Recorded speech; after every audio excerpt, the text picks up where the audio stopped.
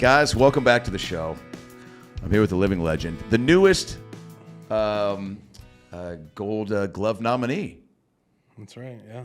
All right, dude. If you could tone down your enthusiasm about it, that'd be awesome. Yeah, pretty low-key. Did you get the email like I got? Yeah, same one. For real? No. I actually did. I saw it on Instagram this morning. But yeah, thank you. I appreciate it. Cal, first of all, dude, thanks for being here. Thank you for having me on. I'm excited. Yeah, dude, we met. We'll give a little backstory. We met. I was following you on Instagram because you're a gangster. You're one of my favorite players. You're already a Mariner all-timer, which is wild. In 3 seasons, about to be 4. Yeah, 3 and some change. Isn't that fucking bananas? We'll get into that in a second. Yeah. Met you at Innings Fest, which is a festival that is basically for spring training and music, and it's basically baseball and Arizona's way of being like, yo, come down early, enjoy some practice baseball, and then watch Chris Stapleton and see if you want to see Dustin Pedroia and Brian Wu in a cowboy hat. Innings Fest is for you. But yeah, dude, you and Wu were walking out. You were decked out, dude. Oh, I was full head to toe. Bro, right. You have to. I love that you were like, I don't know if you had boots on. Did you? I had boots. The vest, the cowboy hat. If you're going to a country concert, you might as well do it, right? Thank you. Because how often are you really going to get to wear that full get up, Bro, yeah. I guess before every game, you could be. I do wear it sometimes on road trips. You do? Yeah, when we go to like Texas or something, I'll put on the hat for the flight. Depending if we're dressing up or not. Let's go, yeah. Yeah. What comes first, the cowboy hat or the confidence to wear the cowboy hat? Oh. The cowboy hat comes first, but then it's a whole nother animal wearing it out in public, especially Seattle.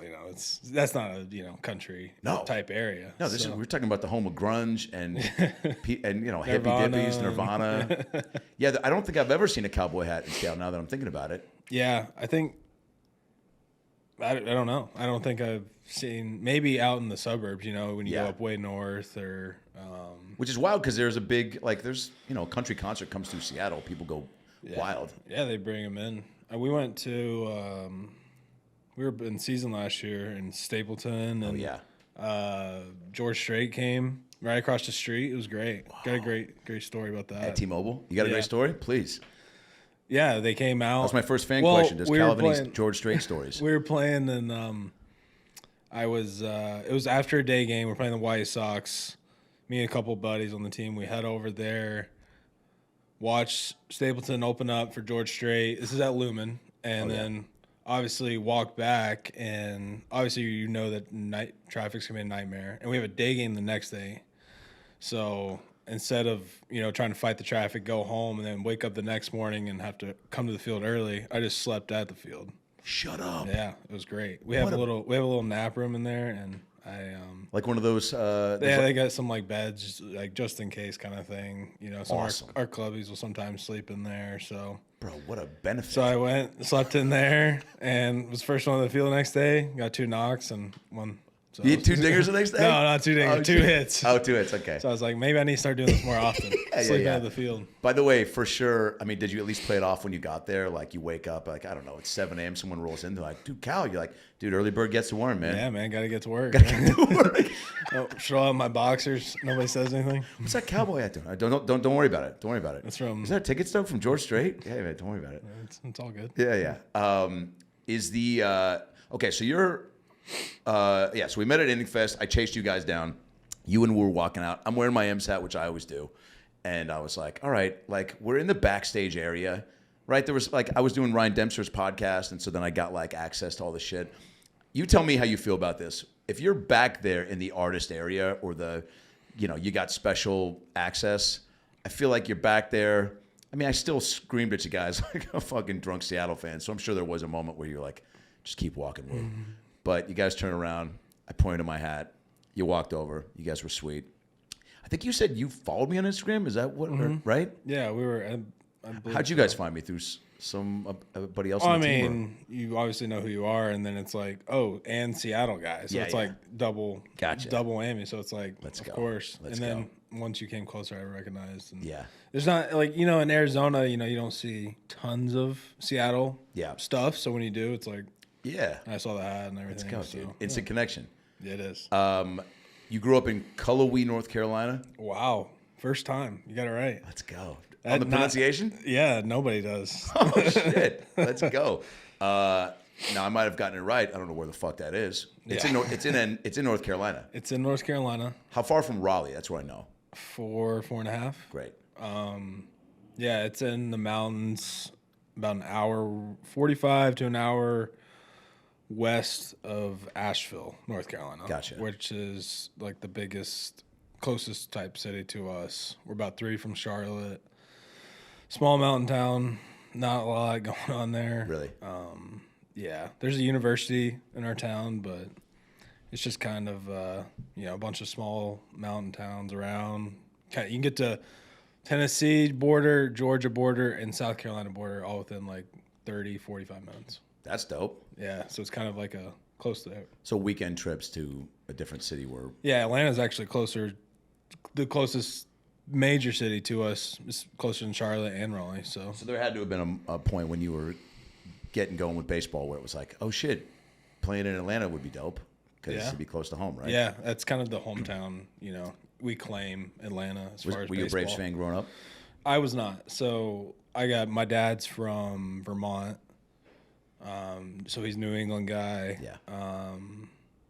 He was drafted, played in the minor leagues for a little bit with the Red Sox, but grew up a Red Sox fan as well. So I just grew up diehard Sox fan. Diehard Boston, really everything. So I was diehard Sox, and then I kind of adopted, Celtics, Patriots, Bruins. Yeah. And then, but all my family's from up there. We're big Red Sox fans. Braves, I like the Braves too, but it was Red Sox was number one. Who was your favorite player growing up? Favorite player? I love Jason Varitek. Yeah. I mean, it was the same thing. Once I kind of started understanding baseball a little more, the nuances, things like that. I was switch hitting catcher on my favorite team, hard to beat. But I loved Manny, Big Papi, Pedroia. When I got to see him at that innings fest, it was sick. I'm like, oh my god, this is so cool. You never met him? No. Holy I was like, shit. this is so cool, and I'm like, I'm sorry, I have to introduce myself. I'm sorry, I have to do it. He's cool, right? Oh, he's great. Yeah. It was awesome, and then, but yeah, everybody loved, looking back, Chipper, Atlanta, Southeast, everybody loved Chipper. It was, Is baseball big in Cullowhee? Is it and you just in North Carolina in general? Yeah. Baseball's. I mean, there's some good players from the state of North Carolina. I wouldn't say Cullowhee it's a big. We actually got another kid from my hometown who kind of grew up with me a little bit. He was a little younger, but he grew up around me and around my dad and baseball, and he just made his debut this year with the Twins, which is crazy. And because there's not, I think in my high school there was there's one player that ever went on to play college baseball. So, wow. Yeah. So you're putting him on the map. It was a big deal. You get a lot of love when you go back, yeah? Yeah. It's great. I love the people there. So that's so fucking cool. I'm going back later next week. So I mean, dude, if this kid pops off, I mean, it's Kansas City has this thing called the Big Slick every year, which is all the KC guys. It's a charity weekend, right? And they do a softball tournament, and they do poker nights, and they got Rob Riggle and Travis Kelce and Mahomes, and then that's all these and Paul Rudd celebrities from there, and they do a big thing. So it's I don't know, you get 5 more Cullowhee guys. I don't know, is there a Cullowhee poker player or a porn star? Is there somebody else that's big that can you guys join forces? Oh boy, I don't know. A slip and slide tournament or something. Oh. Like I said, we have a university there, so that can kind of, sometimes you can get some people from the college there that go on and do some stuff. Right. But it's been a while. You think you're the most Kevin famous? Martin. Who? Kevin Martin. Yeah. Played for the Sacramento Kings for a while. Yeah. Went to that university. Yeah. That's it? Yeah, cool. Let's go. First ever 3-pointer was made in Cullowhee, North Carolina. Fun fact. Super fun fact. There you go. NCAA basketball. First ever 3-pointer. I don't know who it was, but it was in Cullowhee, North Carolina. Bro, that's awesome. There you go. How often have you brought that up at bars when girls have been like, so where are you from? Let's just say the first 3-pointer happened. And speaking of 3-pointers, 3-pointer. Just trying to shoot from downtown tonight. Wait, deep. So your dad played baseball? Yes, he played. He coached for my childhood. He was a coach, college coach. Yeah, so baseball's kind of been my my thing from day one. Was it like, so you were around it, almost like the way Ken Griffey was around Griffey Sr.? Was it like that, where you just were around it so much that it made it more fun? Or was it, Yeah, so he was like I said, he was the head coach, assistant coach, but mainly me growing up. When I remember head coach, I was bat boy. I was at practices literally every day after school, straight to the field. And literally I would practice, I'd do little things with the team. He'd make me like run with them, and I'd be like way far behind. And like they always put me like in the tarp, you have that roller thing. Yeah. And they'd always put me in it and like mess with me. And I'd work with like the child abuse. Yeah, it was great. I loved every bit of it. I was like 8-year-old me loved it. Yeah, dude. I didn't feel anything. The players loved you. Were you like a fun loving kid? Were you like a big energy? I mean, yeah, I think most of the guys liked me. I still talk to them to this day. So it's awesome. like, those are guys that I looked up to, and just being around it was awesome. Like it's the dream, I get to go out there and play baseball every day and, be around the guys. And, once I kind of got a little older, I started, getting to talk to them a little more and like started getting a feel, and like, it was fun. I would go to their hotel rooms at night and like hang out with them. Let's go. It was great. Dude, that's awesome. Yeah. There has to be a direct correlation between the experience you get even just being around it at that age, right? The same way that like a child actor, is maybe around there or around the, a comedy stage, or, like Pauly Shore being around the Comedy Store when he was young. Like you soak up that vibe, right? To where like it probably innately made you more comfortable as you got older, just because you'd been around stuff, right? Mm-hmm. Yeah, it was a pretty good for like transitions. Like college baseball was not like a big, going into it. Like I kind of knew because like I'd been around it. I maybe not at the scale of like, what I was getting into at the time, being a player and all that stuff. But like I knew how locker room talk was, banter, fun stuff like that. Like, I got it. Like, and it was just fun. I loved that. So. Did you? So it wasn't. So it wasn't pushed on you at all. It was just like, this is fun. And then the more you you just kind of got older, and it was like, did you always know you wanted to be a switch hitter, or is that something that you just like?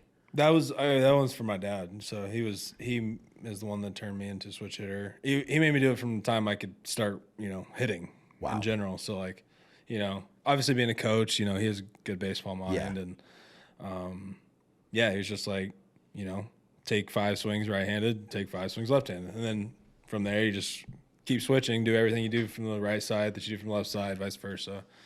And I mean, it was. I don't know why every person doesn't try to become a switch hitter. It's kind of funny because like I'm a switch hitter, so tons of people talk to me about it, and dads of their kids, and they're like, it's so hard, we can't make them do it. It's because the kids get discouraged so easily, and they don't start them really young. They start them relatively. The kid's 46, dude, and I just think he might be past his prime. People get, they get discouraged, and, the kids, they get embarrassed, and, they don't want to look stupid in front of their friends. So they're not willing to go out there and, be fearless, strike out from the wrong side because they're, so you got to start really early, or you just got to instill that confidence. So it's hard. It's a hard thing. Now, how come there's never been a switch thrower? And can you make this adjustment? There has been one. Pat Vendetti. There you go. Pat Vendetti. That sounds like your hotel alias name. Yeah, I know. He wasn't around like crazy long. I believe that was named Pat Vendetti. Yeah. And he was ambidextrous. He didn't like throw crazy hard from either side. Mariners just drafted a ambidextrous pitcher first round this year from Mississippi State. Let's go. By the way, great use of the word ambidextrous. I am also ambidextrous. I'm in recovery. Not amphibious. Not amphibious. Yeah. Wait, so you are too then, right? Yeah, because you can do both. Yeah, that's what I mean. Hitting, but he can throw. He's throwing like mid-90s from both sides. That's wild. I guess I don't know too much. Now, is it illegal then if he's on the mound during a game to basically like throw right, and then instead of fucking going to get somebody, like he's just like, guys, I'll just go to the other side? No, he can switch whenever he wants. Wow. I don't know the rule on. I don't know if you can do it every pitch. Yeah. I think you have to declare, and then you go from there. Because there was a situation a long time ago. It was like 2000s, 90s, and there was a switch hitter at the plate with a switch pitcher on the mound. Yeah. And they literally would the guy walked in the box, and the pitcher stepped off the mound, switched to his, like, he went up righty, pitcher switched to righty, he called time, switched to left, pitcher called time, which, like, and it went on for a few, like, wow. And they finally decided you have to declare. Yeah. So I'm not sure. They might have made a rule about that. So the pitching, I mean, dude, I immediately am just thinking of Jim Abbott, like the guys that have just like, you know, that was wild, right? I mean, like when you're growing up, do you remember seeing that being like, yeah. Give me some of your early baseball memories of like, I guess I'm going to assume like what 90s baseball, maybe even 2000s. Like who were the guys when you were, like for me, it was like, you know, 90s Mariners. So Griffey, A-Rod, Buhner, Edgar, you know, yeah, Big Papi, Juan Gonzalez, Pudge Rodriguez was one of my favorite players. You know, Bonds, even Ron Gant with the Braves, you know what I'm saying? Who were the guys that you watched when you were coming up as a kid, at least? Yeah, I mean, you know, look at, like I said, Chipper, you know, Manny, Nomar, Big Papi, like Kevin Millar, that kind of, it was Orlando Cabrera when they won it. It was that team right there, Jason Varitek, Tim Wakefield, Schilling, Pedro. I'm naming off all the Red Sox. Those are the main guys, yeah.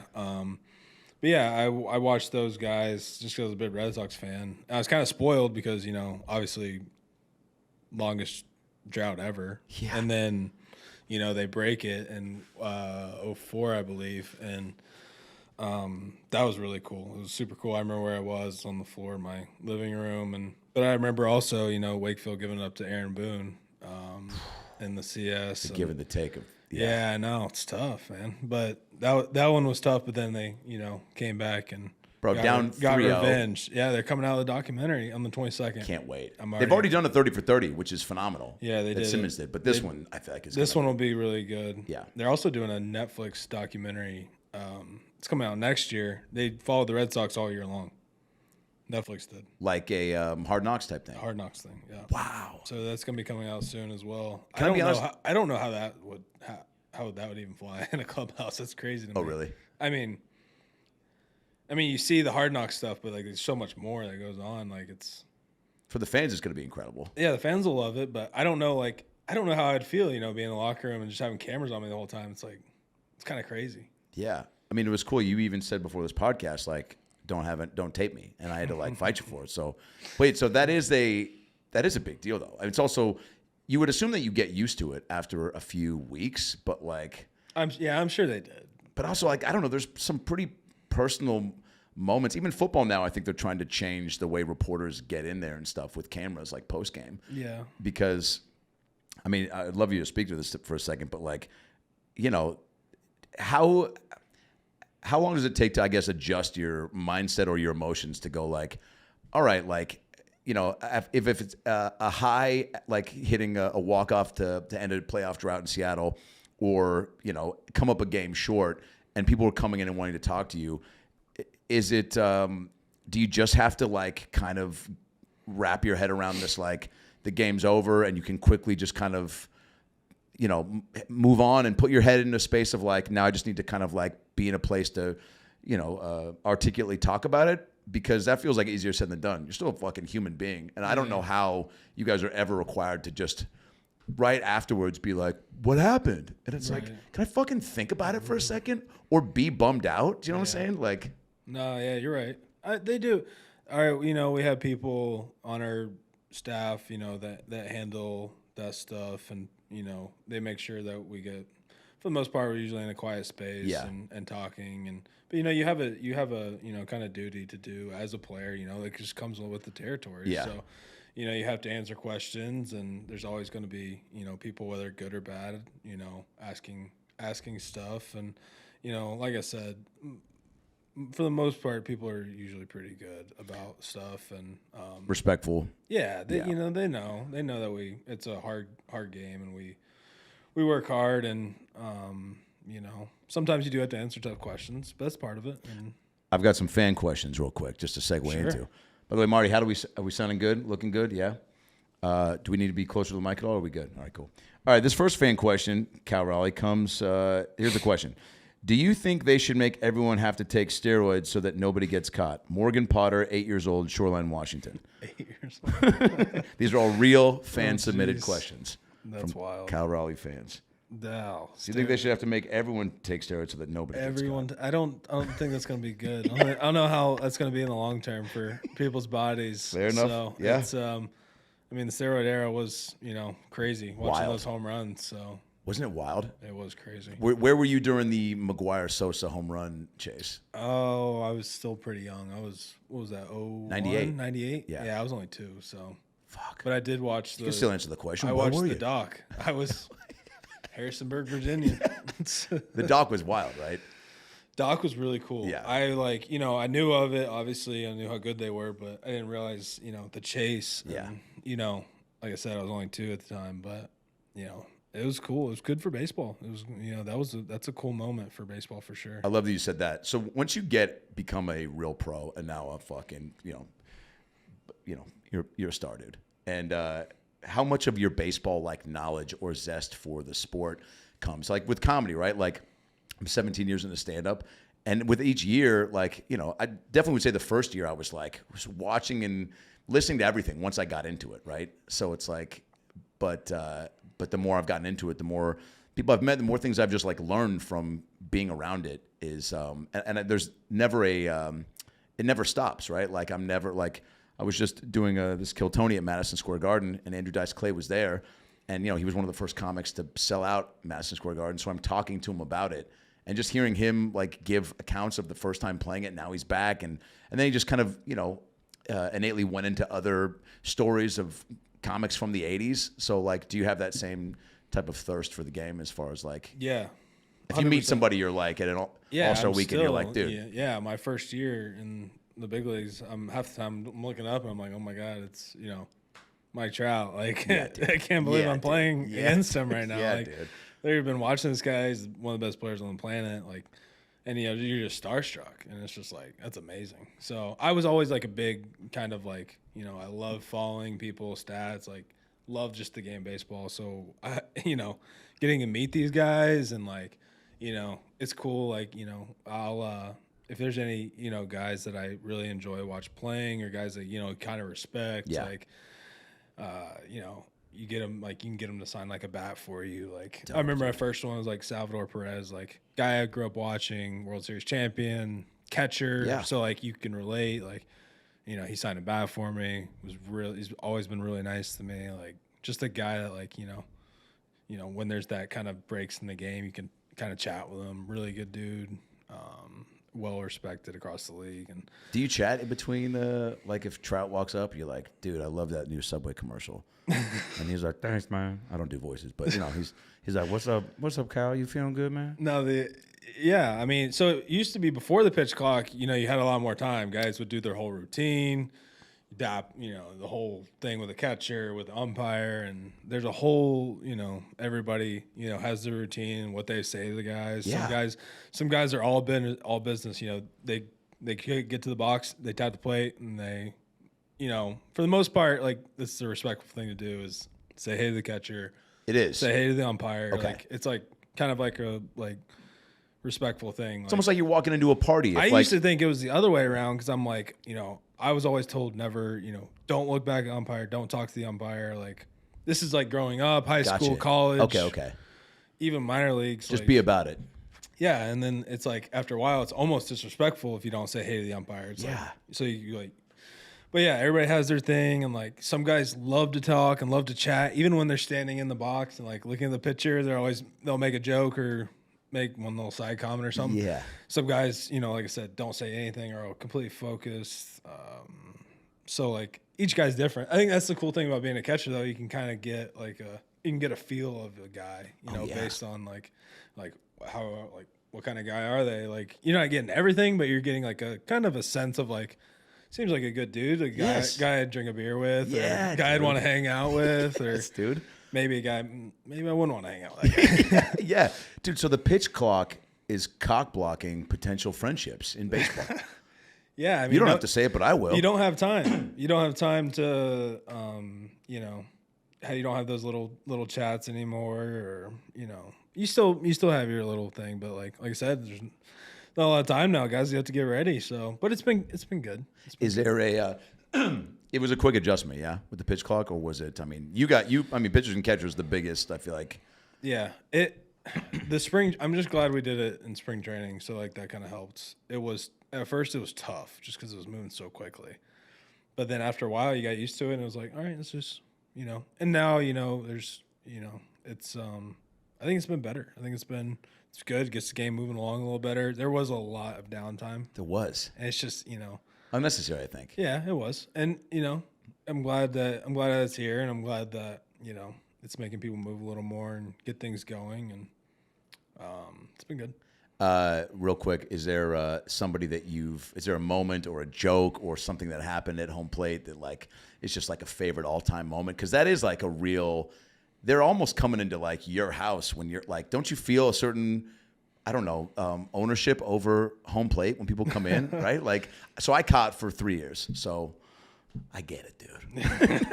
I got 6th grade to 8th grade, and bro, my knees just, I just got my grandma's knees and my mom's tits, and I fucking was a young, chubby, but dude, I was quick fat. I've said it before, I'll say it again. I was like, people were like, how is this kid moving this fast on the bases, and he smells like mac and cheese when he sweats?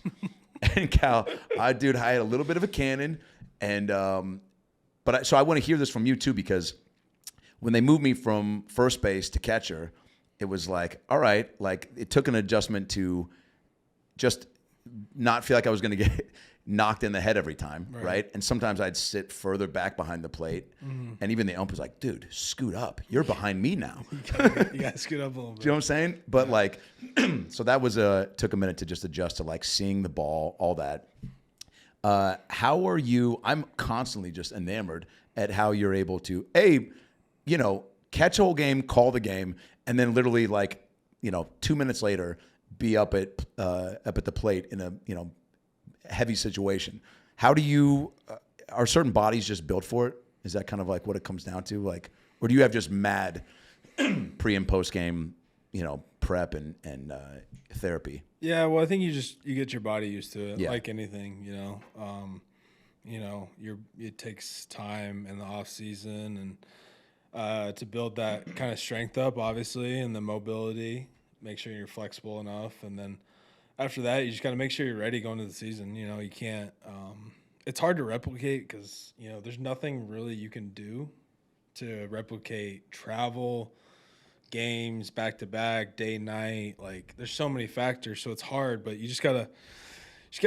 Honestly, the more you move around, the more you do, the better you're gonna feel. Like if you motion is lotion, my mom says. Exactly. Yeah. Yeah. And like the less, if you take days off or like you're completely not doing anything, that's when your body really starts to hurt because then you're giving it, kind of that, stiffness and you're not moving around enough. And it's a lot. You're playing 162 games and you got to be able to post every day. So it's hard and, almost like just keeping the same routine every day is huge because you just don't want to fall out of it because then once you fall, one thing happens here and then, it's kind of like the trickling down effect. Like it'll go sideways on you real quick. Have you ever had or felt comfy to be like when we had, Scott Service was your guy when you came here and and up until a few months ago did you ever have a day where you were like, dude, I've played 10 straight days? Or is every manager, is there, I guess, a protocol with catchers where it's like,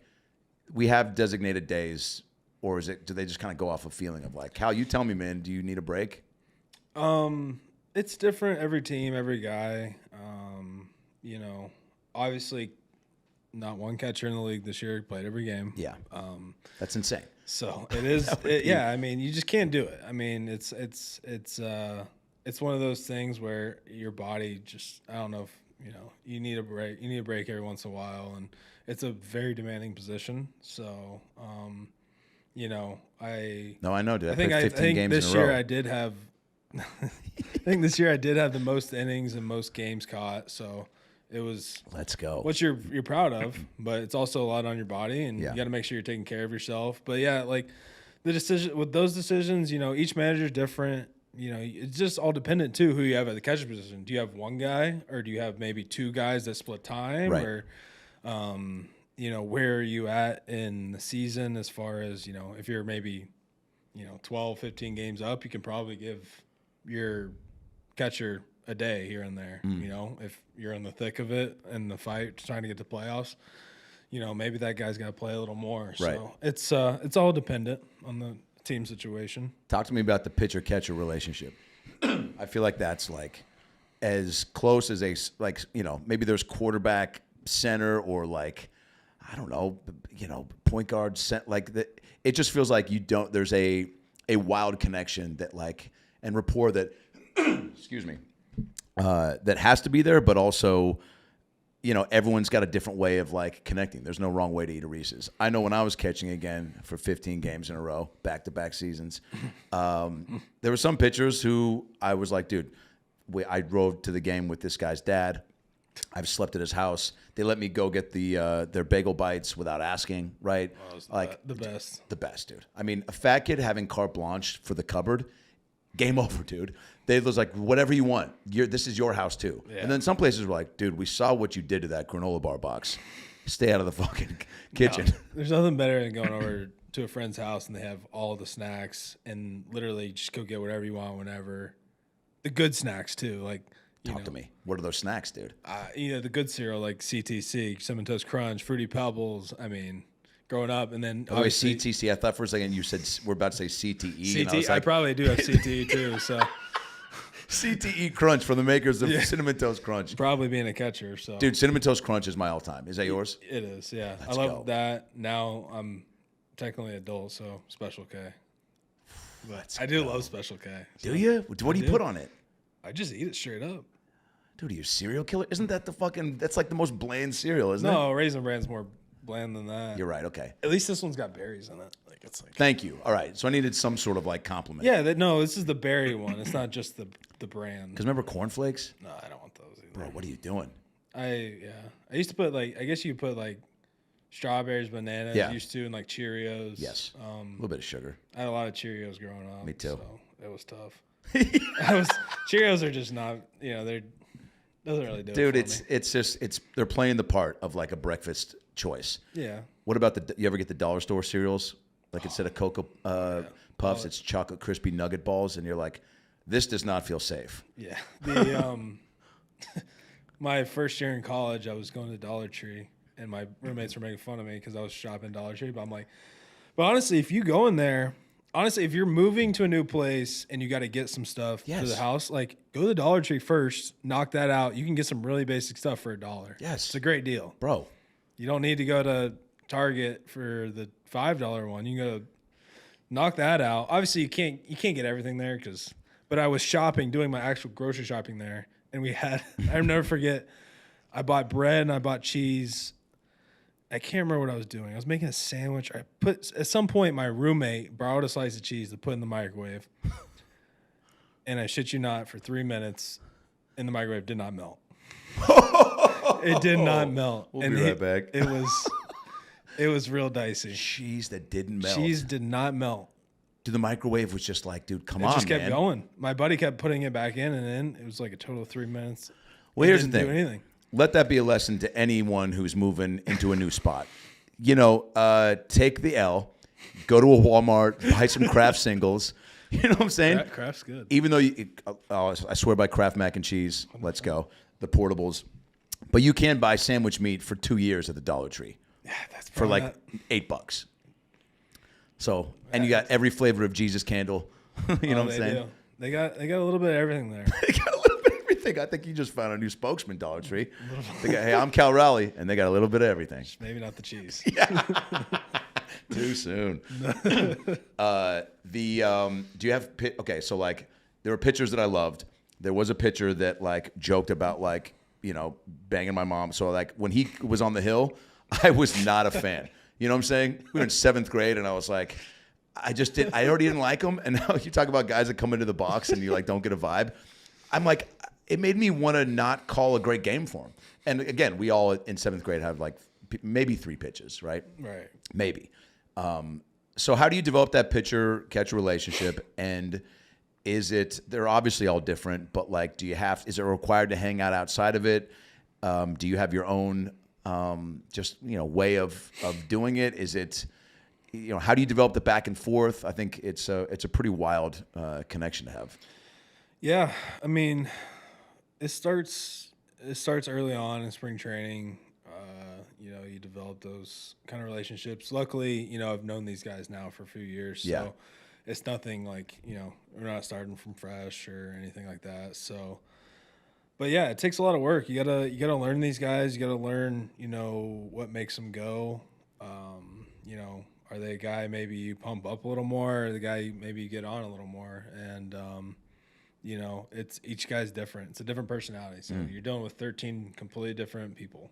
And I think the biggest thing that I've learned about just being a pro ball as a catcher is, there's going to be different personalities. There's going to be different kinds of people, and everybody's not going to respond the same exact way to everything. So it's hard to, do that kind of cookie cutter type program type situation. So it just takes time, and you got to earn trust, and you got to earn it with them. And it's their career at the end of the day. They're the ones throwing the ball, and so it's important. And if they're not back there trusting you, and they're second guessing, and not really believing in you, then you're gonna have a problem. So not that I have the right answers all the time, because I don't. I mess up plenty myself, but you try to prepare and you try to help them out as much as you can. And it's kind of an art of catching. It's kind of just another thing that goes along with it. So like I said, it starts in spring. We get a lot of new relievers every year. Usually that's kind of the position that kind of goes more, it's kind of more fluid, changes a little more. Yeah. So you get to learn those guys, and each guy's kind of a little different. So you got to figure it out. Pitchers are weird as it is, so it's always hard, kind of those first couple outings. Oh, your boy George Kirby and Taylor Salcedo came to my show in St. Louis, and Just golfing the other day. say it again. I just got done golfing with them the other day. With both of them? So, yeah. Bro, gangsters, great dude. You guys are all great dudes, man. And it's I don't know if you saw me. I was in back-to-back weekends of throwing out first pitches. Well, I think spaced out in Pittsburgh. It was literally And then in St. Louis, I literally God. went up to the booth to talk to Rick Riz, our broadcaster. Voice of the M's, Hall of Famer. All our guys rule. He's the man. The man, isn't he? Rick. He's just Rick Riz is just the greatest guy. If you're lucky enough to play pool with him at 2 a.m. in Issaquah and have some cocktails, you'll love him even more. But he's already a saint. And I've been bugging him to go on air. They let me go on TV once with Sims and Cameron in Atlanta when I was doing shows out there. And Riz, I go, dude, you gotta let me get on the radio mic with you. I go, it was a dream of mine to be a baseball broadcaster. He was like, oh, I just don't trust you, buddy. I go, what do you not trust? He goes, oh, I've seen you on stage and I love you. You're a great. By the way, he gives me shout outs. I'll just text him being like, dude, amazing call. You're just like, I'm listening to the game, whatever, which is wild because I listened to him as a kid before, like in bed. And now I'm like listening and then I'm texting him. And then he just goes, people listening to the game all over the country, like my buddy Adam Ray, world-class comedian, friends with Sandra Bullock. He got the motorboat Sandra Bullock in the heat. Boy, I wish I could have been there. Boy, I wish that was me. Anyway, 2-1 on Gomez. But he was like, I just don't trust you, buddy. And so I threw it out in Pittsburgh. I don't know if you saw, I bounced my pitch, and then I asked for a second ball. They threw it back to me, yes. which apparently only Bob Costas has ever asked for a secondary pitch. Bounced that one. And then, but I looked over and like a handful of you guys were over there, like looking at me like, what the fuck? What's with the Pirates jersey? And I was like, fuck, dude. Like they told me not to like surprise them and wear M shit because I guess people have done that. Right. So in St. Louis, I walked out with a Budweiser in my back pocket, took it out, took a sip. It's like that. Like, look at me. I'm a fun guy. I'm drinking on the mound. Love their Budweisers. They went nuts. And then I took the Cardinals jersey off and was wearing a Riz jersey. The Riz jersey. Yeah. I remember when you did that. Okay, you saw that. You got some booze. That was good, right? Yeah, and then they started booing me. Yeah, they didn't like it, but I loved it. Okay, let's go. The Cardinals fan didn't like it. My first pitch I did in Seattle, and if they let me do it again, man, hopefully you down to catch it. Catch this 47-mile-an-hour heater I got. You lost some velo on that arm since 6th grade. Shit, dude. So funny. I think even when I the Kingdom used to have a thing backstage where you could throw it as hard as you wanted to. Oh, and like they'd time it. Yeah, I think they still got one in T-Mobile somewhere. Yeah. What is your cannon at when you're throwing it to second? Do you know? I don't know. It's out there. They have a stat for everything now, so they can track literally anything you do. So, I mean, they can do sprint speed. They can do everything. There's, You see the commercials now. It's like Google Cloud. Yeah, dude. Can do the StatCast thing. So I don't know. They know like how much pee you got in your penis something before. like that? Yeah, dude. As you're throwing like a curveball, like they're like, dude, throw a sinker because like you got a fart coming, you know, and like a little extra juice. I don't know. This is why I'm do what I do and not that. Yeah. But what is it like catching? Let's give me like a Logan Gilbert 100-mile-an-hour fastball. I mean, I get used to it after a while, so it's like. But Logan is he's not the easiest to catch at times. So yeah. He's he can be a little sporadic sometimes, but he can also be very pinpoint at times. Yeah. So you just don't know. So you have to be ready for anything. But yeah, his 100 is tough because he's so he's like a giraffe. He's so tall, lanky, arms moving, and when he releases it, it feels like he's not releasing it until it's halfway to the plate. Terrifying. I know. He has like the most extension in all of baseball. I think. He's like top. He's first or second, and it's just so hard because you don't see it so late, and it's already there, and it's like, yeah, it's just crazy. So that's another thing with pitchers where you have to get to know where it's like his one, like there's a little bit more of a delay maybe than with like a Luis that feels like a little more fluid, right? Where it's just kind of like you can kind of set yourself, and so you behind the plate for each of these guys is a completely different game plan. Yeah. I mean. They're all different. They all throw from different spots. Like I said, some are a little more tall and out front. Some are a little more further behind, maybe a little lower. There's tons of facts. There are tons of little different things that they do and things that they do well, things they don't do well, and it's just kind of learning the nuances of them and learning, kind of what's going to make them successful and how we're going to get through innings and get outs. Have you ever shaken off a pitcher and they've just like shaken it right back, and then you're like, dude, I fucking said fastball, and they're like, no, and then you're just like, fucking, I'm saying, like, dude, like, or is it? No, there's been times where like as a catcher, like you've been in the game, or you've been in the series, even like you've seen how this hitter's reacting to this pitch and how you've kind of set them up, and you feel like you got them right where you want them, and you're like, this is the one right here.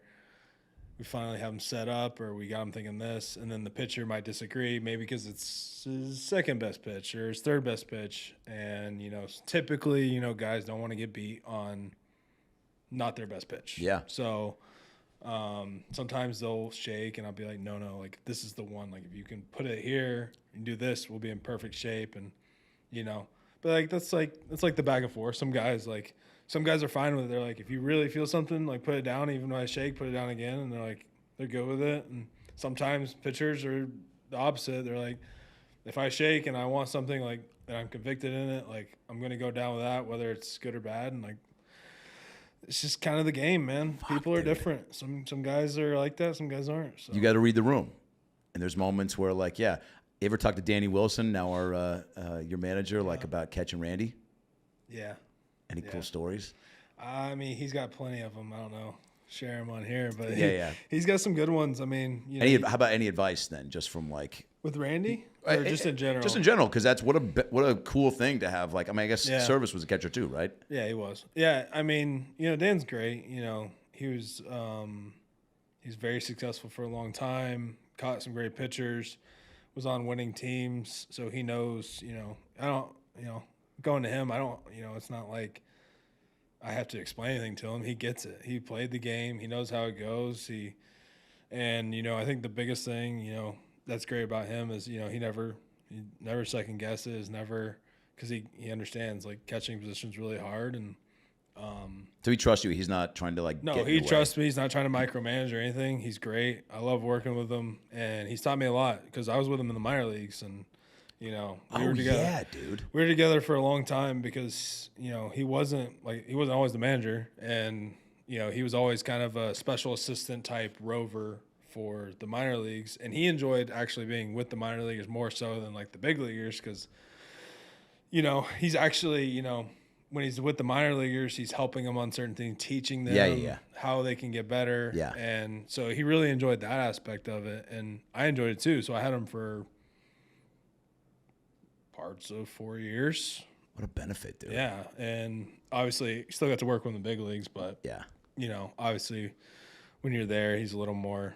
He was doing the booth and a little more, kind of just around to talk. And Yeah. So. All right. So baseball season is going on right now. I want to take one more fan question. We got about 25 minutes left. You good? Oh yeah. You having a good time? Of course. This rules. It's my first podcast. Is it really? Yeah. Let's go. I think it is. We did Mookie Betts, but I did do Mookie. first non. I don't want to completely say non-athlete, but again, 3 years. I got my trading card still. If you want me to sign it for you. How about this? Trading card stats. Were you like me? Were you a big kid? I was a big kid. I've already addressed this. Catchers historically have a little extra girth. No, I was not. I went through a chubby phase, but I think it was more like in the cheeks than anything. You weren't dipping Pop-Tarts into Cool Whip? I don't think so. The judgment I just felt from you. Pop-Tarts are cool. I've never thought about that. All right. Well, next year, Innings Fest. Trust me, I love. Now I got a little extra padding because I need it. Yeah. That's the great part about being a catcher. You can always be like, hey, I need the little extra because I need to keep weight on during the season. You're in good shape for a catcher, though. Try to be. Yeah, the fans I think are pumped about it. If you came in it always happens too, right? Like every season. Who was it that was telling me that when they were somebody was working for the M's said the season that Brett Boone came in when he came back to Seattle and he was just like goosh. Everybody was like, what the fuck? And then he hit 40, at second base. I mean, but he was pounding away in the weight room and but just everyone has a flux. We're all people, right? So everyone fluctuates. Yeah. But that is a nice benefit. You can have a little extra padding, yeah? Yeah, don't call me a big dumper for nothing. So. Dude, and by the way, so I've got some alternate, before I get this fan question, I've got some alternate big dumper names for you. If this, for whatever reason, feels stale and you want to mix it up, I wrote down some alternatives to big dumper. BB Cal. Like BBL, Yeah. Hot seat. Okay. J-Lo. Shit butt. Shit butt. Damn. Trunk. I like that one. Or Bun City. I like Bun City. That's a good one. Bun City feels like a place that the Dollar Tree opened Bun City. for discount hot dog buns.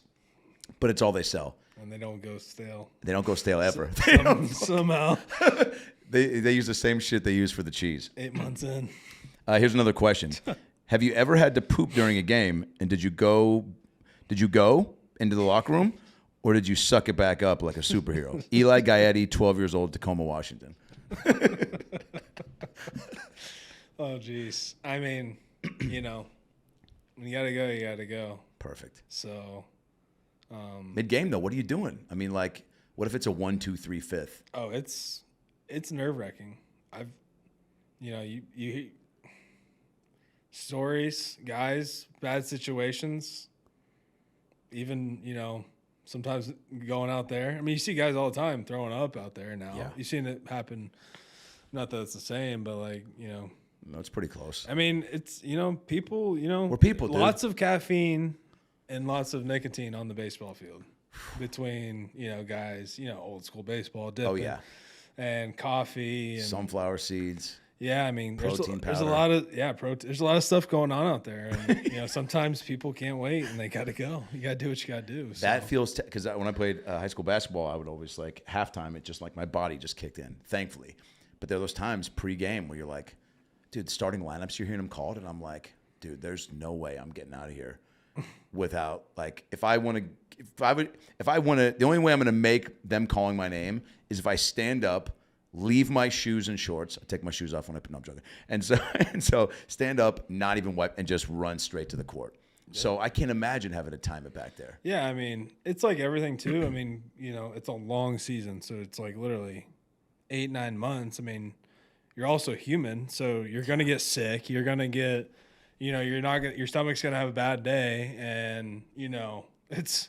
You got all these factors, so you can't be perfect every day, and you're run down as it is because you're playing every day, and you're exerting a lot of energy. So usually your immune system's not typically in a great spot. So Yeah, I mean, lots of guys, got to battle sometimes. I don't know how you guys keep your focus and energy. Like, that's why I think in this past season, obviously, will we come up like a game short, 2 games?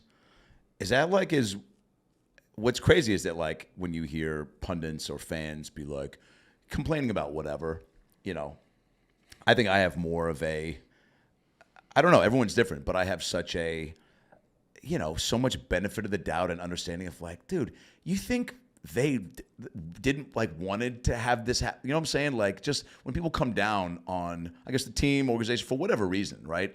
It's everyone has their own ideas of whatever, and it's almost like, dude, none of you know what it's like to, none of us, you know what I'm saying? To like go a whole season. Even when I was talking to George and Taylor in St. Louis, they're like, yeah, dude, it's a fucking grind, man. Like, the season is long, and there's so much, and like, having runs, and then I think they were speaking to like maybe like the offense, being in a weird spot, and they were like, dude, a lot of people are having like career lows, and that was kind of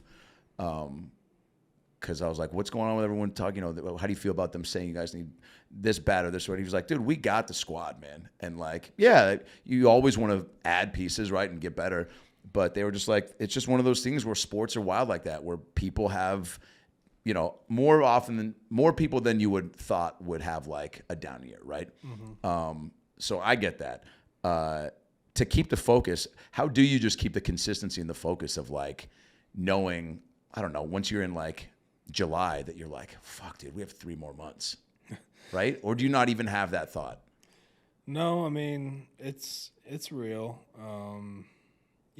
Like I said, it starts, in February too. So it's not like, you're playing 162, but you're playing basically a month and a half, 2 months worth of baseball before that. Bro, thank you for saying that. I can't believe I didn't even like package that in. That's even crazier. I know. So we gotta get ready, and then because it's not one of those things where you can kind of just jump into it. So it's hard. We have the All-Star break. We kind of look forward to. It's a nice little break mid-season to kind of get your head away from it.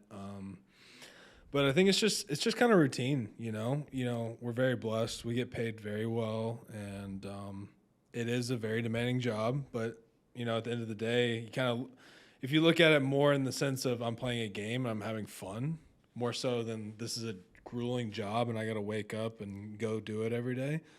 So it's more of like a perspective thing, it's like, how do you look at it? Do you look at it in that sense, or you look at it in this sense? Yeah. And when you look at it typically as the job type, then you're probably not going to have a lot of fun. You're probably counting down the days till the season's over or whatever it may be. And that bleeds into your game approach, right? Like, yeah. So like, I think that's why you see, you gotta treat it like a game. You can't treat it like a business. You can't treat it like a 9 to 5. You gotta have fun with it. And it is a game. I mean, we're adults playing a kid's game, so it's just important to keep that perspective. And you take it day by day. I know it's cliche, but you do that, and you have your good routines. And routine is a big part of it.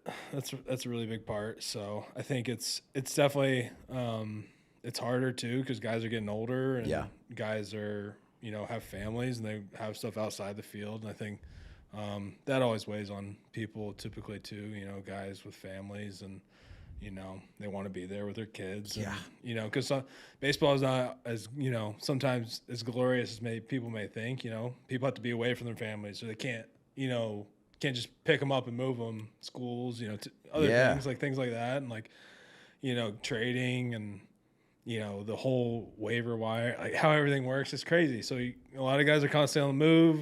Some guys are lucky that they're in the same place. It's just, it's a lot. It's a lot of stuff going on. Yeah, the ups and downs of like, let's say you go 4 for 4 with 3 dingers, and like, you 10 RBIs, and the team wins like 11-8, and you're like, and then you're like, oh, but I missed my daughter's like 4-year-old birthday party. Like, I can't imagine. I mean, that's life, and like you find again the balance of like, I'm blessed, like you FaceTime, you whatever, you find the ways to stay connected. But like, that's I don't envy you guys' position, although I do envy the fun and the cash. Yeah, that's about to be coming. I know that part. And you guys get to, getting to, and everything's taken care of on the road, right? Like you guys don't have to like, I don't know, buy your own plane tickets and shit, right? No.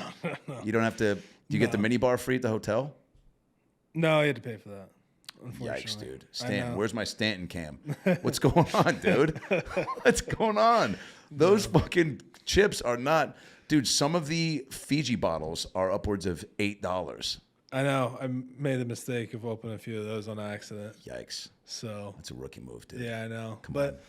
you know, we get we fly private, which is awesome. Huge, yeah. You just go right up to it. That's amazing. We're treated very well, and No TSA. No TSA. We get meal money on the road, and we get meals at the field. Sometimes. You ever going to that Diamond Club at T-Mobile?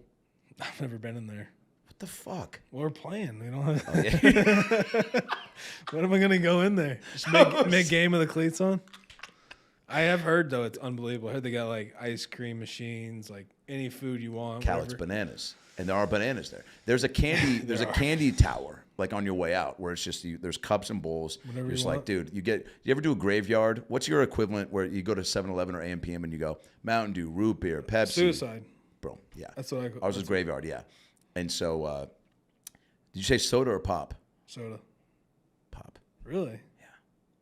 This has been Cal Raleigh. That's gonna be interview. That's it. You're done. Dude, they have so you can do the candy suicide with like just go around. It's like That's the sick. Willy Wonka. I mean, I've been in I've been in some nice places like Yeah. the Seahawks one. Oh, yeah. Kraken Suite. So, Cool.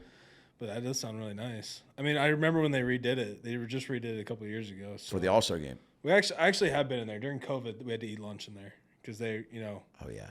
everybody was all separated and couldn't eat. So our lunchroom was turned into a extra set of lockers. And then shit. everybody had to, if you want to eat lunch, you had to go in there and you had to sit at your own table. It was the whole thing. It was. Was that wild? No fans. COVID was crazy. Yeah. COVID was crazy, dude. That's a new T-shirt. COVID was crazy. Cal with big dumper. COVID was crazy. What a time. Sell them. Someone called Simply Seattle. Thanks for the hat, by the way. Those guys are great. Aren't they the best? They are awesome. Simply Seattle. My boy Taylor over there. They hook it up, dude. I literally was like, I mean, I don't think I've taken this hat off. I don't. good hat. Ask my wife. I wear it in the bedroom, and it's like I'm that diehard for the M's. And I sound like Jay Buhner when I. All right, so we have to talk about. We got about 10, 15 left. The clincher walk-off home run. I know you've been asked about it at great length, but now you're getting to talk about it in a little more loosey-goosey fashion, and not just Cal. What? Hey, man, dude. Bottom of the 9, 3-2. Was that a dream as a child? Are you in the backyard pretending to do? That's my Jen Mueller. I love you, Jen. Yo, dude, that was. Just take me through as much as you can. I mean, I don't even know where to. You know what the question I want to ask? Like, I guess take me through that even that day. Are you thinking about the magnitude of the game, or are you trying to treat it like any other day? Yeah, so it was kind of weird. We had multiple, or I guess the Orioles lost, and we figured we could clinch that night. We did you do the math, and so we're sitting there, and I wasn't even playing because I had a broke thumb. Yeah. And so when you're not playing, you don't necessarily have to be ready in the first inning. You can kind of go out there, you watch the game, and then as the game goes on, you see where it's at. And, we had a few games left in the season, so I was trying to rest that up. I start getting loose in the later innings. It's a close game. It's like 1-1. And wait, real quick, can I ask, when you said a few games were left and you're trying to rest that thumb, are you even thinking of like, yeah, dude, there's a solid chance we're going to slip in here, so I want to make sure that I'm like into the postseason, that I'm like ready for that? Yeah, like I wanted to play that game, and I was playing, and but like I said, since there were a few games, Service talked to me. He's like, hey, want to make sure we give you a rest. We want you healthy for the playoffs, because the chances were looking good. Like, It was looking like we were going to get there. Yep. So he's like, I want to give you a day because you've been catching a lot. Like, give you a day, relax, blah, blah, blah. I was like, I want to play. He's like, no, just take the day. So I didn't. So like I said, getting loose kind of in the 6th, 7th, and, kind of looking, talking to our bench coach, if there's a chance I can get in. And I believe it was the 9th inning. And yeah, dude. Bottom 9th. Yeah, so it was. I think we're in the top of the ninth. He tells me, he's like, that we're pitching, obviously. He's like, all right, hey, this is the spot. It's third in the order. You're gonna hit for Louis. Go get ready. Like, go do whatever you need to do. Just the heads up, you're going in. So I obviously did all my stuff before that. Stretch, get loose, activate. Nerves? Yeah, but you kind of get used to it after that. You know, Cool. you're not like, it's not like.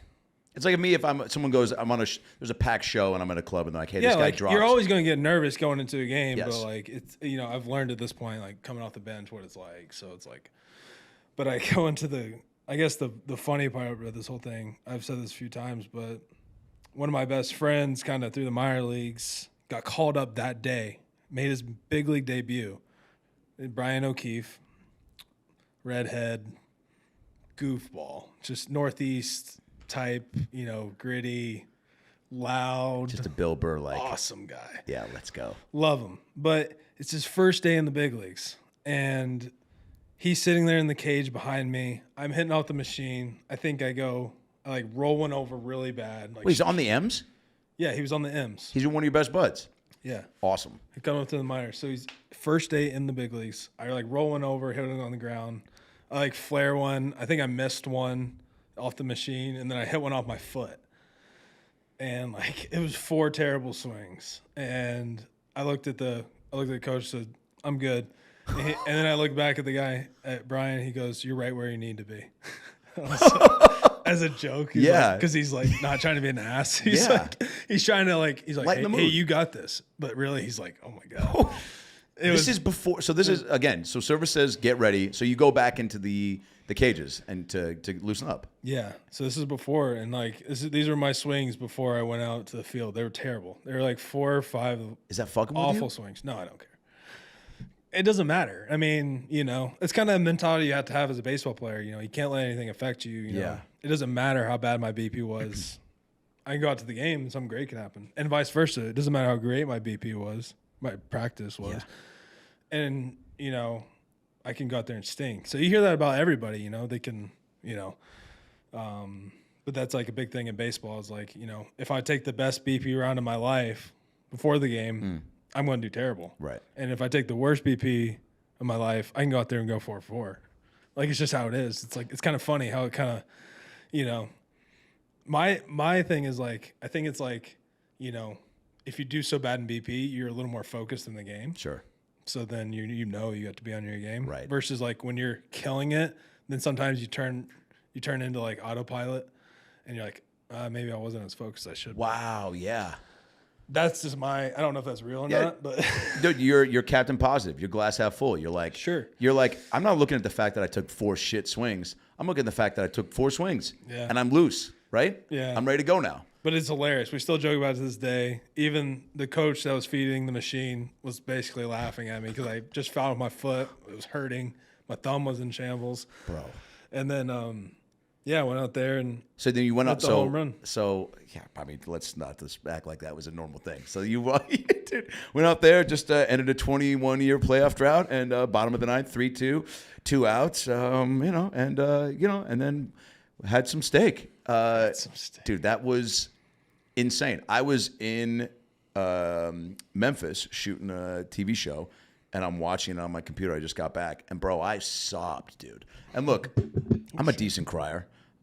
End of Forrest Gump gets me every time. Is he smart or is he stupid? To the fucking Haley Joel Osment. And Jenny's like, he's the smartest kid in the world. He does the penis dick trick where he puts his finger through his zipper and makes people think it's a wiener, and everyone laughs. He's a class clown, and Forrest is like, remember, like I'm paraphrasing, but like the end of that film gets me every time. Little Big League is one of my favorite baseball movies. That gets me kind of choked up. Favorite baseball movie, by the way. Oh boy, I mean, there's so many good ones. I watched them all. Little Big League is up there, dude. Little Big League was really good. Thank you. I loved that one. Thank you. It didn't get the love I thought it deserved, but it had it had actual big leaguers in it. Thank you. And the M's. Griff. Yeah, you had Griff, like Randy acting. Johnson. Randy, yeah, dude. They had like the big dogs there, which is sick. Yeah. And like, I think what you don't think about too, when there's good like baseball acting when there's not. Yes. Especially like as a baseball player. Yeah. And like when you see the cheesy type it's just not good. You're just like, that's really bad. Yeah. And like, but if you get good ones, like actual, like those players, those are actual real players they were using. Like, yeah. you can tell by their movements, the way like they were throwing the ball. So it just helps, and they know how to speak the language. Oh, I was surprised Randy Johnson did not transition into an acting career after. Well, Randy, obviously, Randy and Griffey, but like even like just the twins guys. Yes, they were great. But I don't know. Bull Durham is such a great cliche baseball movie. I know. I love it. Costner's so good. Every part of it. For the love of the game, Costner, another good one. Thank you. That's a great one. Tin Cup. Yeah, Tin Cup. We're switching over to golf, but I'm just 100%. Sandlot is like Sandlot's awesome. Not the second or third one, but the first one. Oh, they made multiples? Yeah, they made like 3 or 4. It's like when they did Air Bud 17. I'm like, dude, he Bud can't play 17. poker. Dog. They're like, all right, it's to you, Jerry. He's like, They had to get every sport. Yeah. They got every sport in there. Bro, ping pong, football. The golden receiver one Basketball, is not bad. Baseball. I'll put my name on golden receiver, Air Bud. I think that's 5 or 6. It's early. Golden receiver. Just catches it right in the mouth. And what's great about those movies is like he is in the game. So let's just suspend our disbelief a little bit more. He's in the game. There's maybe one parent that's like, how are we going to let a dog play football? And they're like, racist or whatever, whatever. They shut him up with something. He's like, all right. He has a jersey. Yeah, he has a jersey. That's the typical response. Major League is phenomenal too. I mean, Ricky Vaughn coming out of the, they did a really good job with that one too. And I forget the actor's name, but the catcher who played Jake in Major League was like awesome. Yeah, he was really good. He did a great job. Those are good movies. Great films. Really all right, so I'm crying. I'm crying like a baby. I was so happy because again, like you've been in Seattle, you've been a part of the organization for probably what, 5 years, or because they were probably talking to you for a little bit, or yeah, no? I was drafted in 18, right, and that was 20. Yeah, so about 6 years ago. Drafted in 18, yeah, 2018, yeah. So enough time to like you're in the organization, your impact on and off the field. You're like a fun guy, like fans love you. Being a fan favorite is not a requirement, but dude, it's pretty cool. And you were already that way, and then you hit the dinger, so mazel. That's Jewish for congrats. And but so I'm invested, dude. I mean, I used to go to the Kingdom, take the bus down. Like my buddies, we'd make signs. I worked at Albertsons, a grocery store. We'd make signs. We had a player named Rob Ducey at one point, and we put Getting Ducey with it because his walk-up song was Getting Jiggy with it. Just to get on Diamond Vision, we get on. I once followed Wade Boggs onto the bus. Oh, Mariners, Red Sox. You want to talk Red Sox story?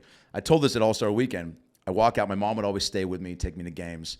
We'd sit up in the 300s and then sneak down because there was nobody there, right? So we sneak down. And the ticket tearers were cool older people. A lot of seniors work in the Kingdom, and a lot of old farts that were just like, look at this little fat fuck. Hey, go sit on the third baseline. I bet you've never smelt a hot dog this close to the field.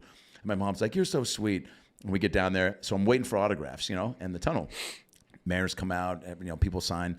Wade Boggs walks out. I go, Mr. Boggs, Mr. Boggs. Somebody always told me, call them Mr. and then their name, right? Mr. Boggs, you sign my ball? And he goes, walk with me. He takes the ball, and we just start walking, Cal. We walk all the way to the Red Sox Greyhound bus. I look back at my mom. She's like, I guess you're getting raised by Wade now. She's like, waved me off like that. Luck. Like I'm getting on the Titanic. Like I fucking hope I see you. I get on the bus. I walk up. I'm walking down. Mo Vaughn. Fucking. Oh man, give me not Alan Trammell. Oh man. Was Clemens on that team? Yes, bro. It was 93. Red Sox. I mean, I believe so. Yeah, dude. Catcher was, I don't know, in 93, 94. You were still in the womb, I think, right? I was still in the womb. You were being talked about. Not even, dude. They haven't even tried to get Cal going yet. So so I get on the bus, and then he sits down. By the way, everyone's drinking beers, which was awesome. I remember that at 9 or 10. And I sit down, and he signs my ball, and he goes, what's your name again? I go, Adam. He goes, I wrote Alan. And he hands it back, and it says to Alan from Wade. And I just go, thanks. And I turn back, and I walk down the bus, and like pass by all these guys, and then I walk down and go back. And my mom's like, I'm like, I can't believe. And then years later, I've asked her, I go, I can't believe you just let me on that bus. She's like, what were they going to do? Take off with you? Times are different. They were. Anyway, man. So when it's 3-2, it was 3-2, bottom of the ninth, and are you thinking about like, I could end this with a jack? Yeah, it probably crossed my mind going up, because you just know the situation. But once I got in the box, you know, you're not like, I'm just trying to get on base here. You know, I'm not trying to end it. Yeah, I'm trying to get my A swing off, trying to, you know, put a good swing on a ball. And, you know, obviously I know if I do that, like I can end it. But, you know, especially when I got to 2 strikes, I think I got down 1-2, I believe. And I was like, just fight, try to get on base, try to draw a walk. Next guy can get a base hit and I can score or something like that. So I wasn't really thinking about ending it. Wasn't even thinking about the whole entire situation. And it all happened so fast. And I was like, oh, shit. Like, when you hit it, do you feel it? Do you feel when it's a good? Oh, I knew it was gone. I just didn't know it would say fair. And usually, like the ball, like I guess in golfing terms, that ball was drawing. Yeah. You know, it was starting to hook down the line towards the foul, and then literally, I guess maybe as it got as high as it possibly could, it literally started turning the other way, played like a fade, and I was like, I couldn't believe it did that because usually when I hit a ball like that, usually it hooks. Like I just know. Like, yeah. You know, as a hitter, like when you hit a ball a certain way, it's gonna keep going. You can kind of see the trajectory, kind of like golf. You know? Yeah. And I slice everything, so I know what you're talking about. So I was in shock, and it's just like the whole thing was just I blacked out. I mean, did you really? Yeah, it was unbelievable. It was the coolest thing ever. Like, didn't really realize it until like you know you're at second base and you're like everything really hit you. You know. Is it one of those things I've heard people say like you drown out the noise too, but like was it just deafening? Like, I just remember like the horn. The horn was super loud. Your face was wild. You're walking I think you rounded second or first. It was awesome because you were like I think you even were like you said what or like I can't believe it or like I mean you were just like what like yeah I know like my hands were on my head and I couldn't. Well, that was like the time I was like oh my god like I just figured out what like we're going to the playoffs and like drought's over like it's finally like that's when it hit me because like super like hit it realized it's fair flip the bat like look at my teammates super pumped. Hit first, and then as I'm rounding, going second, I'm like, oh shit. Yeah. Like that's like the whole night was just perfect. It was literally just a perfect night. Everyone staying on the field. Service's speech was like Jason Kelsey's Super Bowl speech. Yeah, it was. You know, we went in, celebrated, came back out. Everybody was still there. Fireworks. My mom and dad were there, which was awesome. My grandma was there. First time I believe it was the first time she'd seen me play in the big leagues, or maybe in Seattle, but. That's a good time. It was a big deal. I mean, it was sick. I mean, like I said, my parents don't get out very often, so for them to be there and what do they say when they saw you? Were they just like? Yeah, you just speechless. I didn't even know what to say. It was like, yeah. I get emotional thinking about it, dude. It was wild. It's one of those moments that's just like, it doesn't really get much better than that, you know? No, man. The party must have been wild. I mean, you guys just were. Yeah, it was awesome. Shut that place down. I think I even saw Jesse Winker text like, we're going to be at Joey's in Bellevue or something, or tweeted out. And I was like, oh, shit. He loved Bellevue. Yeah. He loved Joey's in Bellevue. Yeah. Which, to be fair, I love Joey's. Me too. Great I'll see you there next season, dude. It is. It is, right? Yeah. They get great food. Yep. They know what they're doing. I found my little places in Seattle that I like. And that was going to be another question. I mean, now for years, like, do you feel like you got a lay of the land? Freeways. I feel like I've got a pretty good, like, I got a pretty good idea of it. You've been to Green Lake? Been to Green Lake. Great restaurant there called Wooden City. Shout out. Wooden City Grill. Great food. Yep. They have a place in Tacoma that I went to a lot during COVID because we were stuck down there. But, yeah. I've been there. I like the east side a lot. Yeah. It's nice over there, you know. That Joey's is good. They got all that stuff there in Bellevue. Yep. Kirkland's a really nice area. Kirkland rules. You know, they got the water there. You can rent the paddle boards. That's a good time. Lake Forest Park has a Subway. That's where I grew up. That if you ever want a good 6-inch tuna. They have a Subway. Subway, yeah. No, we got some other. I was like, a train? Where's the train go? Yeah. Well, they are putting that. The not monorail. What do you call it? I guess upstairs subway, outdoor subway. Yeah. Light rail. It's going to be huge. That's going to cut traffic in half. Yeah, the traffic is not great sometimes, but that's any city. That's how it goes. Well, you we got to wrap this up, dude. Thanks for doing this. Of course. I mean, I could talk to you forever, and hopefully we can kick it again before the season starts. Whenever you want. And then I'll be down here in AZ. Spring training's it's fun, right? I mean, I know it's like business for you guys, but like, is it kind of like a fun? You look forward to it each year, as far as like it's going back to school and like the season starting, and I don't know, you're getting your body and everything going, and you're working, but like, it's not yet the full season go, right? Like some days are lighter than others. Yeah, I love spring training. I can, weather's really nice. You can get out and golf. Catching back up with people you haven't seen in a while. Yeah. We get family in town, go some dinners, It's nice because it's not the season, it's just, you're playing games, but you're not, they're just exhibition games. You're getting your body ready. Yeah. You're tuning up. So like as the spring training progresses, you're getting more and more into that mode and like figuring it out. But you're also, it's nice because some days you're done really early and I can go golf with my buddies, or I can go to the pool, hang out, go do whatever. I mean, there's not really much that really restricts you. So it's, you just got some early mornings. That's about it. Yeah. Do you guys do a lot of big team dinners and stuff like that? Is everybody pretty tight? Yeah, we'll do some team dinners. We usually do a few things during spring training.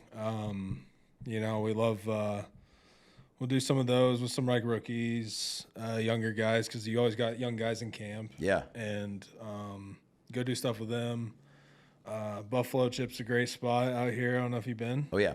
Love Buffalo Chip. Yeah, let's go. It's an awesome place. So go do fun stuff like that. It's nice because you can go, like I said, you're not tied down to a night schedule every day, and your attention's not being forced away. So it's nice. I really enjoy spring training. I do like that you guys hang a decent amount. I think when I invited you to that Dr. Phil live show in Seattle, you were like, dude, JP's having a house party, so rain check. Yeah. And I was like, I know. I was bummed, but also I was like, awesome. Like, I love that you guys are like kicking it. It's like, I don't know, that Red Sox team that broke the World Series drought, dude. They were like, sounds like they were just tight as shit. You know what I'm saying? Like there's obviously a reason when the rapport in the clubhouse. Yeah. Like it does translate, right?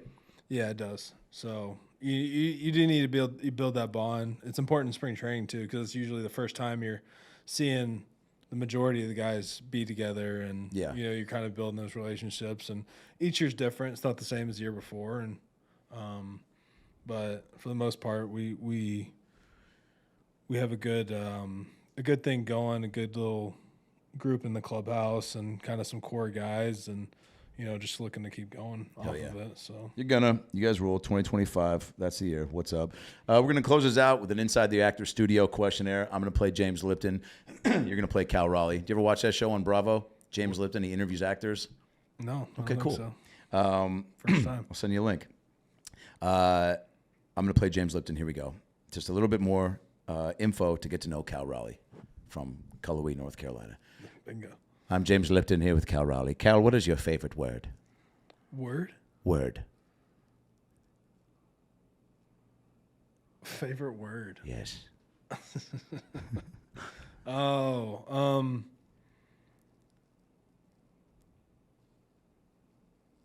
guess when I was a kid, I loved the word. I was big into Kung Fu Panda, so skadoosh maybe. I don't know why I love saying that. Bro, it's a great word. When I was a kid, skadoosh. I feel like skadoosh could have been what you said when you hit the ball. I mean, you probably said some shit to yourself. Yeah, not. How about this? Next time somebody walks into the batter's box, what's up, dude? Skadoosh. Skadoosh. And they either know or they don't know.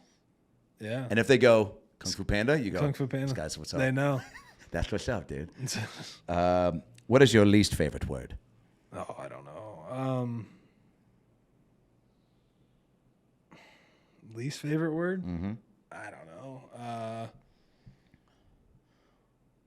Moist. Yeah, great call, Everybody dude. hates that word. Can't handle it. Too much. Don't use it in a sentence. Don't describe cake like that. What turns you on? Now, you can say like, I had Matthew McConaughey on. He goes, sense of humor. Sense of humor? No. So I mean, you can say something sexual. You can say something not. Oh, what gets me going? Grandma might be watching. Honestly, a crisp fall morning, tea time, with a hot coffee, and then watching college football all day. Oh, dude, Cal for the win. With like the leaves like all brown, red, yellow. Little chill in the air, but not too chilly. In Cullowhee or in Seattle? This could be in Seattle. Cool. The Seattle fall is pretty bomb. Yeah, the leaves are changing. It's really nice there. We left, and it's going to be bad all week. So, but yeah, that crisp fall morning. I love fall mornings. Great answer. What turns you off? There's a lot of things. Yeah, dude. There's probably more of those. I get a lot of, you're really negative kind of person lately. People get that to you? Yeah. They'll be like, you're really negative about everything. I'm like, I'm just honest about most things. Cool. What is something? I don't. People that, get up first on the airplane when it's not their turn. Oh, that is so annoying. It's row by row, man. Honestly, anything to do with airports in general is a nightmare. Yeah. The whole thing, it's like people turn into. It's like they turn into this like savage type Neanderthal, like what are you doing? Like, did everybody just lose their manners? Yeah, we're all going to the same place. Just because we went to the airport, like, it's the same thing with like the line onto the plane. It's an entitled. The thing goes off and everybody stands up. I'm like, dude, we're all leaving. Just take a deep breath. And like, here's the thing: if you're behind me and you're trying to skip ahead of me, like, you really have to go that bad. Like, you know that I'm going to go before you. Yeah. So what's the point? You also got to say something. You got to speak up. You can't just make a run for it. And if you do, if you catch a bow, okay, that's if on you. If you're about to miss your flight, I get it. I'm like, can I? But ask the person, like, hey, I'm about to miss a flight. Can I skip or speak up to the flight attendant and let her get on the phone and go, hey guys, just so you know, there's a few people that need to get the fuck out of here. So if you can chill, because guess what? People, no one says sorry. Like, if we get that announcement, everyone's. Drives me crazy. Okay. Slow people on a golf course. Yeah. I mean, people that hit into you. Well, I necessarily don't even hate people hitting into me, because then maybe I'm being too slow. Yeah. But there are people ahead of you. But like the people that take 8 minutes to read their putts, or like not playing ready golf. There's a different. Like, we're not on tour, guys. Like, we're not. You don't need to wait. My ball's 5 feet behind. If you're ready, go. Yeah. Or like slow golfers, I don't have any time for. All right. Well, when we play, you'll know that I move very quickly. Some just ready golf. We're not ready golf. We're not on tour, and then people are like, "Oh, you can't find your ball. You got to go back and hit." No, like, I'm just dropping. Like, keep on moving, dude. Or club length. Like, come on. Yeah. I'm not trying to break my clubs. Those are expensive. Like, be a little more common sense here. What is your favorite curse word?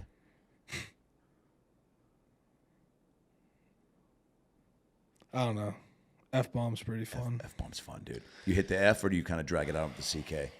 There's like fuck with like 8 U's. No, it's the CK. Yeah, just hit it hard. Yeah. Let's go. In the game? I mean, baseball players got bad mouths. Yeah, dude. Not advocating that. I need sports. to be better, but bro, it's sports. Emotions, pull it out of you. Yeah, I mean, it's part of being a human. F-bomb is just typically the one to go to. Yeah. Because there's fuck yeah, and then there's why. That was me most. There's a lot of it could be good or bad. Yeah. So. What sound or noise do you love? Sound and noise do I love? I like rainfall on the roof. Rainfall on the roof.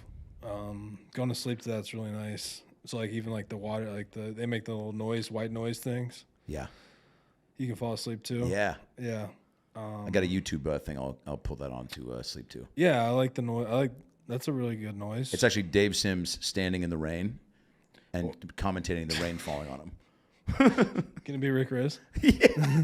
It's got to be. Can you do any voice possible? Oh, yeah, dude. There you go. What sound or noise do you hate? Sound and noise do I hate?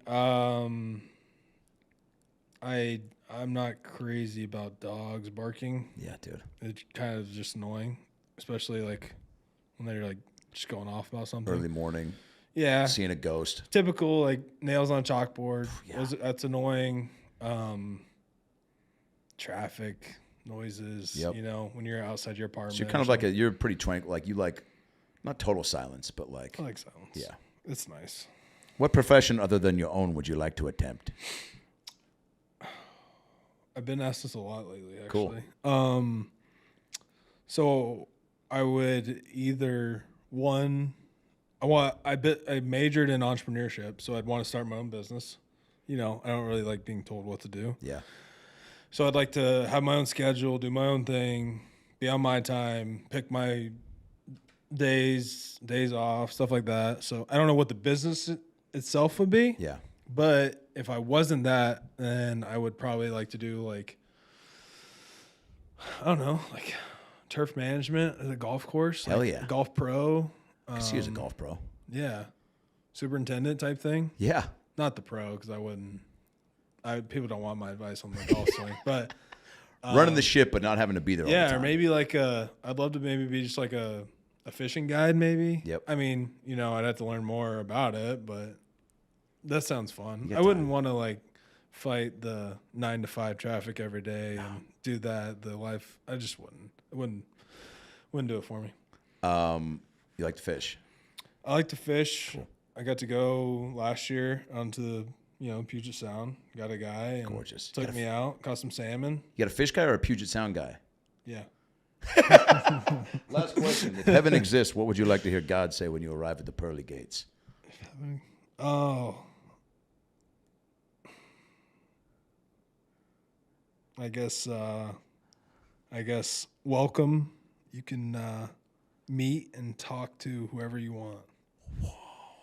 Anything's possible. Anything's possible. And what if he's wearing a big dumper shirt and the back says COVID was crazy? It reminds me of the Talladega Nights. Oh, yeah. Dude. Wearing a tuxedo T-shirt, hammered. Great movie. I like to picture my Jesus. You can pick your Jesus however you want. He's front row, Leonard Skinner, hammered drunk. That's what he says, right? Yeah, dude. Great movie. Great movie. Great way to end it. Cal, you're the man. This was fun. This was awesome. Yeah, good time. We'll have to do it again. We'll do it. Well, not mid-season. You guys are rocking and rolling. Spring training. Spring training. Come back. I'll come down. We'll kick it. We'll golf. We'll buffalo chip it. Yeah, that'd be great. Get Demo to come out. That's a good thing too. When you come to spring training, you're hearing all the mitts pop. Oh yeah. In that little bullpen area. Bro, yeah. That's a great sound. It is. Good call. All right, maybe I'll be down there and take some swings with you, or maybe catch a few with you. Yeah, maybe we can do a little thing. We can put you through the gauntlet. Bro, that'd be amazing. I mean, that whole simulator machine is wild for the hitting and stuff. Well, we can work on something. Do some M's content or something. Yeah. Cool. You're the man. You're at. If you want to follow Cal on social media, it's at Cal Raleigh, right? Yeah, it's Cal Raleigh _, I believe. Let's go.